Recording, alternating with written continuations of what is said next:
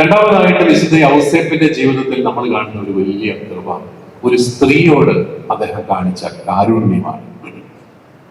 നിങ്ങൾക്കറിയാം, അന്നത്തെ യഹൂദ പശ്ചാത്തലത്തിൽ വിവാഹ നിശ്ചയം ചെയ്ത ഒരു സ്ത്രീ, ഒരു പെൺകുട്ടി ഭർത്താവ് അറിയാതെ ഗർഭിണിയായെന്ന് പറഞ്ഞാൽ നിസ്സാര കാര്യമല്ല, കല്ലെറിഞ്ഞ് കൊല്ലപ്പെടേണ്ട വലിയ ഒരു ശിക്ഷയാണ്.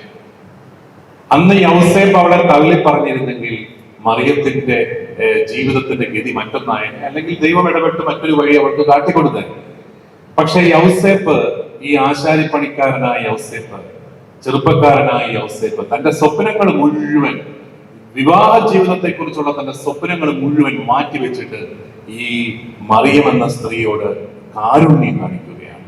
ഒരു സ്ത്രീയോട് കാട്ടുന്ന കാരുണ്യം, അത് സ്ത്രീയോട് മാത്രമല്ല, സ്ത്രീ പുരുഷനോടും കാട്ടണം കാരുണ്യം.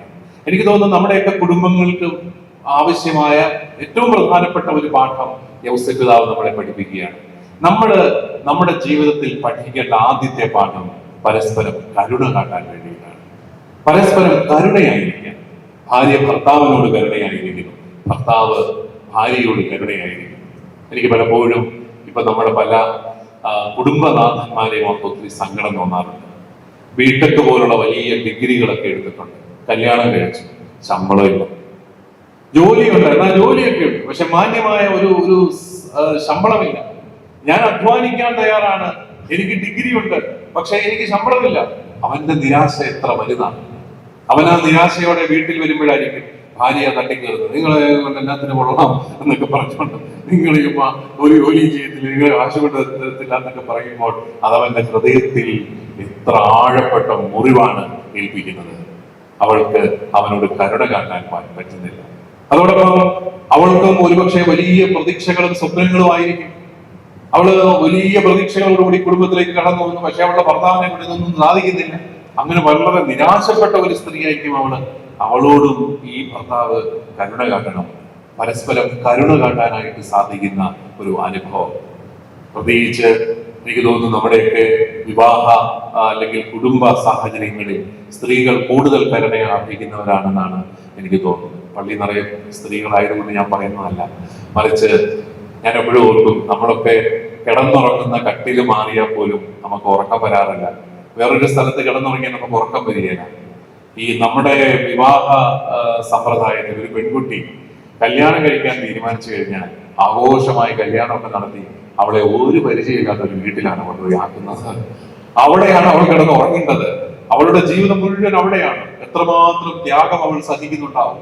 ഒരുപക്ഷെ ആദ്യത്തെ കുഞ്ഞിനെ ഗർഭം ധരിക്കുന്ന കാലഘട്ടത്തിലൊക്കെ ഈ പെൺകുട്ടി വലിയ പരിചയമൊന്നും ഇല്ലാത്ത കുറെ മനുഷ്യരുടെ നടുക്ക് ജീവിക്കുകയാണ്. അപ്പോൾ നമുക്ക് അവളോട് കരുണ കാട്ടാനായിട്ട് സാധിക്കണം. ഞാന് കൊച്ചുമക്കളെ കാത്തിരിക്കുന്ന അച്ചായന്മാരോടും അമ്മച്ചിമാരോടും ഒക്കെ പറയാറുണ്ട്, നിങ്ങൾക്ക് നല്ല കൊച്ചുമക്കളെ വേണമെങ്കിൽ നിങ്ങളുടെ ഗർഭിണികളായ മരുമക്കളെ കണ്ടമാനം ഒന്ന് സ്നേഹിച്ചോളൂ. ആ സ്നേഹം ആ കുഞ്ഞുങ്ങളിലേക്ക് പകർന്നു കിട്ടും. അല്ലാതെ അവരോട് വഴക്കുണ്ടാക്കാൻ പോയി കഴിഞ്ഞാൽ അത് മുഴുവൻ ആ കൊച്ചിന്റെ മനസ്സിൽ അസ്വസ്ഥതയായിട്ട് മാറും. അതുകൊണ്ട് അവിടെയും എല്ലാം നമുക്ക് വേണ്ടത് കരുണയാണ്, പരസ്പരം കരുണ കാട്ടുന്ന ഒരു മനോഭാവം. യൗസേപ്പ് മറിയത്തോട് കാട്ടിയ കരുണ, അതിന്റെ ഒരു വലിയ നന്മ കൂടിയാണ് രക്ഷാകര ചരിത്രം മുഴുവൻ എന്ന് നമുക്കറിയാം. അതും നമ്മൾ പഠിക്കേണ്ട ഒരു കാര്യമാണ്. നമ്മൾ മക്കളെ വളർത്തുമ്പോഴും അമ്മയുടെ കഷ്ടപ്പാടുകളിൽ, അപ്പന്റെ കഷ്ടപ്പാടുകളിൽ ഭാഗഭാക്കുകളാകാൻ മക്കളെ വളർത്തിയെടുക്കുമ്പോൾ നമ്മൾ അവരെ കരുണയായിരിക്കാൻ പഠിപ്പിക്കുകയാണ്. ഞാനൊരു ചെറുപ്പക്കാരനെ കണ്ടെത്തി. അവന് നാട്ടിലെ എല്ലാ കാരുണ്യ പ്രവർത്തനങ്ങളിലും മുമ്പിലുണ്ട്. അവൻ ആരെങ്കിലും ആശുപത്രി കൊണ്ടുപോകാനായിട്ടുണ്ടെങ്കിൽ അവൻ റെഡിയാണ്. ആർക്കെങ്കിലും ബ്ലഡ് കൊടുക്കാനായിട്ടുണ്ടെങ്കിൽ അവൻ റെഡിയാണ്. അവന്റെ ശരീരത്തിൽ ബ്ലഡ് മിച്ചമില്ലാത്ത രീതിയിൽ അവൻ ബ്ലഡ് കൊടുത്തുകൊണ്ടിരിക്കുകയാണ്. അതുപോലെ അവനെല്ലാം നാട്ടിലെ എല്ലാ കാരുണ്യ പ്രസ്ഥാനങ്ങളിലും ഉണ്ട്. അവന് ജോലിയൊക്കെ ഉണ്ട്. ഞാൻ അവനെ വിളിച്ച് ചോദിച്ചാൽ അവന് നിനക്ക് എന്തുകൊണ്ടാണ് ഇങ്ങനെ സാധിക്കുന്നത്? ഉടനെ അവൻ പറഞ്ഞു, പിതാവേ, അത് വലിയ കഥയാണ്. എന്താണത്? അത് ഞങ്ങൾ 4-5 ആമക്കളാണ് വീട്ടിൽ. അപ്പോ കുഞ്ഞുനാൾ മുതൽ ഞങ്ങൾ കണ്ടുവരുന്ന ഒരു കാഴ്ചയുണ്ട്. അമ്മ വൈകുന്നേരം ജോലിയൊക്കെ ചെയ്ത് ക്ഷീണിച്ച് ഭക്ഷണമൊക്കെ ഉണ്ടാക്കി എല്ലാവർക്കും ഒക്കെ തന്ന് ക്ഷീണിച്ചൊക്കെ ഇരിക്കുമ്പോൾ അപ്പനെ കൂടെ ചെന്ന് പാത്രം കഴുകാൻ സഹായിക്കും. അപ്പൊ അത് കണ്ട് ഞങ്ങൾ കുഞ്ഞുനാൾ മുതൽ അപ്പന്റെ പുറകെ ചെന്ന് അമ്മയെ സഹായിക്കാനായിട്ട് തുടങ്ങി. പിന്നെ 5 മക്കളും ആ മക്കളും കൂടെ അടുക്കളയിൽ കയറേണ്ട ആവശ്യമില്ല. കഴിഞ്ഞപ്പോൾ ഞങ്ങൾ 1-2 പേര് അയലോക്കത്ത് പോയി പാത്രം കഴുകാൻ തുടങ്ങി. അങ്ങനെ നാട്ടിൽ മുഴുവൻ സഹായിക്കാൻ പഠിക്കുകയാണ് ആ മക്കൾ. ഞാൻ ഓർക്കുകയാണ് എത്ര രസകരമായ ഒരു വിശദീകരണമാണ്. കാരുണ്യത്തിന്റെ പരിശീലനത്തിന് ഇത്രയും മനോഹരമായ ഒരു വിശദീകരണം ഞാൻ കേട്ടിട്ടില്ല. അമ്മയെ അടുക്കളയിൽ അപ്പൻ സഹായിക്കുന്നത് കണ്ട് ആ മക്കളൊക്കെ നാട്ടുകാരെ സഹായിക്കാൻ പഠിച്ചു. മനോഹരമായ ഒരു ഉദാഹരണം. പ്രിയപ്പെട്ടവരെ, നമ്മൾ മക്കളെ പഠിപ്പിക്കേണ്ടത് കരുണയായിരിക്കാനാണ്. അപ്പന്റെ അമ്മയുടെ മനസ്സിന്റെ നൊമ്പരം അറിയുന്ന മക്കള് അവര് നന്നായിട്ട് പഠിച്ചോളും, അവര് നന്നായിട്ട് അധ്വാനിച്ചോളും, ഒരു വേണ്ടാത്ത വഴികളിലൂടെയും അവർ നടക്കത്തില്ല. കാരണം അവർക്ക് അവരുടെ അപ്പന്റെ അമ്മയുടെ മനസ്സിന്റെ വേദന അറിയാം. അത് ആ മാതാപിതാക്കളോട് കരുണയായിരിക്കാൻ നമ്മൾ അവരെ പഠിപ്പിക്കുന്നതിന്റെ ഫലമാണ്. അതുകൊണ്ട് വിശുദ്ധ ഔസേപ്പ് മറിയത്തോട് കാട്ടിയ ഒരു കാരുണ്യം അത് നമ്മൾ ധ്യാനിക്കേണ്ട വിഷയമാണ്. മൂന്നാമതായിട്ട് വിശുദ്ധ ഔസേപ്പിന്റെ ജീവിതത്തിൽ നമ്മൾ കാണുന്നത്, അദ്ദേഹം ഈ മറിയം ഗർഭിണിയാണ് എന്ന് കണ്ടെത്തിയപ്പോൾ അദ്ദേഹത്തിന്റെ സുഹൃത്തുക്കൾ അദ്ദേഹത്തോട് എന്തെല്ലാം പറഞ്ഞു കൊടുത്തു കാണും. അദ്ദേഹത്തിന്റെ ബന്ധുക്കൾ അദ്ദേഹത്തോട് എന്തെല്ലാം പറഞ്ഞു കൊടുത്തു കാണും. നീ അവളെ ഇട്ടേക്ക് പോ, അവള് ശരിയല്ല എന്നൊക്കെ പറഞ്ഞു കൊടുത്തു കാണും.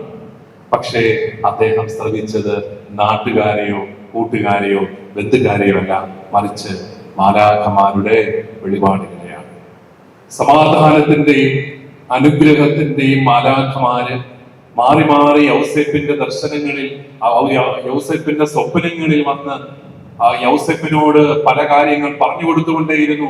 അതിനാണ് അദ്ദേഹം കൂടുതൽ പ്രാധാന്യം കൊടുത്തത്. നാട്ടുകാര് പറഞ്ഞതിനല്ല, വീട്ടുകാര് പറഞ്ഞതിനല്ല, അല്ലെങ്കിൽ കൂട്ടുകാര് പറഞ്ഞു കൊടുത്തതിനല്ല. ചിലപ്പോൾ ഇവരെ എല്ലാം ശ്രമിക്കുമ്പോഴാണ് നമ്മൾ ആകപ്പാടെ കുഴപ്പത്തിലാകുന്നത്. ദൈവഹിതമാണ് ഏത് കാര്യത്തിലും നമ്മൾ ആദ്യം അന്വേഷിക്കേണ്ടതെന്ന് വിശുദ്ധ ഔസേപ്പ് പിതാവ് നമ്മളെ പഠിപ്പിക്കുകയാണ്.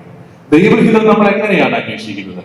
വചനം വായിക്കണം, പരിശുദ്ധ കുർബാനയിലും കൂദാശകളിലും പങ്കെടുക്കണം, സഭയുടെ പ്രബോധനങ്ങൾ എന്താണെന്ന് അറിയണം. അപ്പോഴാണ് ദൈവത്തിന്റെ ഹിതം നമ്മൾ തിരിച്ചറിയുന്നത്. ദൈവഹിതത്തിന് കാതോർത്ത ഔസേപ്പ് അത് അദ്ദേഹത്തിന്റെ നിശബ്ദമായ ശ്രവണത്തിന്റെ ഭാഗമായിട്ട് മാറി എന്നുള്ളതാണ് വാസ്തവം. ആകയാൽ പ്രിയപ്പെട്ടവരെ, നമ്മളെ വിശുദ്ധ ഔസേപ്പിന്റെ ജീവിതത്തിലെ 3 കാര്യങ്ങളാണ് ധ്യാനിച്ചത്. അദ്ദേഹം നിശബ്ദമായ ശ്രവണത്തിന്റെ മനുഷ്യനായിരുന്നു, നിശബ്ദമായ ധ്യാനാത്മകമായ ശ്രവണത്തിന്റെ മനുഷ്യനായിരുന്നു.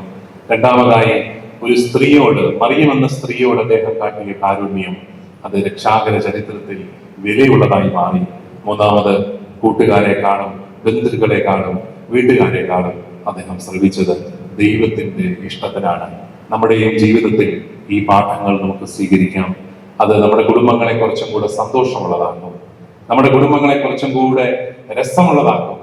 അത് നമ്മുടെ മനസ്സ് ശാന്തമാകുമ്പോൾ നമുക്ക് ഒത്തിരി സ്നേഹം തോന്നും. നമ്മുടെ മനസ്സ് അസ്വസ്ഥമാകുമ്പോഴാണ് നമുക്ക് സ്നേഹിക്കാൻ ഇടമില്ലാതെ പോകുന്നത്. മനസ്സ് ശാന്തമാകും തോറും, നിശബ്ദതയിൽ മറ്റുള്ളവരെ ശ്രവിക്കാൻ തുടങ്ങും തോറും നമുക്ക് അവരുടെ ത്യാഗവും അവരുടെ സ്നേഹവും എല്ലാം തിരിച്ചറിയാൻ പറ്റും. അപ്പോൾ അത് വലിയ സന്തോഷത്തിന്റെ കുടുംബാനുഭവത്തിലേക്ക് നമ്മളെ നയിക്കും. കൂടുതൽ പൊട്ടിച്ചിരികൾ, കൂടുതൽ തമാശകൾ, കൂടുതൽ സംസാരങ്ങളൊക്കെ കുടുംബങ്ങളിൽ ഉണ്ടാവും. അത് ധ്യാനാത്മകമായ ശ്രവണത്തിലൂടെ സാധ്യതമാകും. അതിനുള്ള കൃപയ്ക്കായിട്ട് നമുക്ക് പ്രാർത്ഥിക്കാം. ദൈവം നമ്മളെല്ലാവരെയും സമർത്ഥമായി അനുഗ്രഹിക്കട്ടെ.